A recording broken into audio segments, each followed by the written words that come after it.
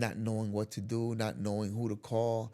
I remember in that bus being shackled on my way to that prison, and you know, all the thoughts that went in my mind and through my Jesus. mind. I was like, Jesus. wow, this is very difficult. How am I going to do this? I'm barely 18 years old.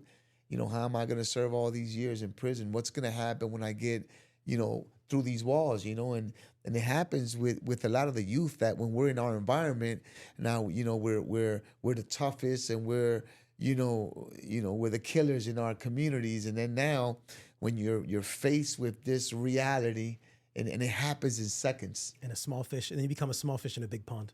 Oh my God, that's amazing. You say that because that's exactly right. I was in a prison when I went. That bus was going through through those prison gates, and I saw the wall. It was Holmesburg. It was the name of that county. It's not open anymore. That county jail, Okay. but it was called Holmesburg in Philadelphia, and it was a real bad prison. Wow. And I find myself, I weighed about 100 pounds, soaking wet, Jeez. and I go into this prison, and I didn't know what was going to happen with my life, but through every single step of my life, even as a young person, a young kid, God was always with me.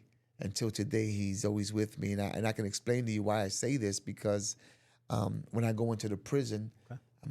I'm shivering, I'm shook, you know, but I don't want to show the people that I'm scared, Okay. because there's men in there older men doing life, you know. These people are sentenced, you know, to never come home. Right. And here I am amongst them. And I remember one of the guards came with a newspaper. He was like, "Is this you, Crespo? This is your case?" And it was my case. They had publicized it in the newspaper. Wow. Okay. And it was getting around of my crime and stuff like that. And it just scared me more.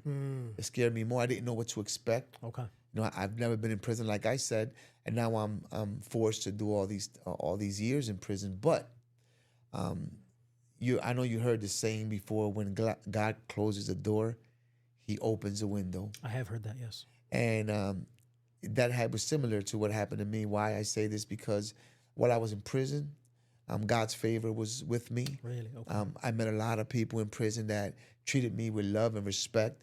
Friends of mine that I known in the street, people who knew my family from the streets. Oh, okay. So it was like I never went through hard times in prison.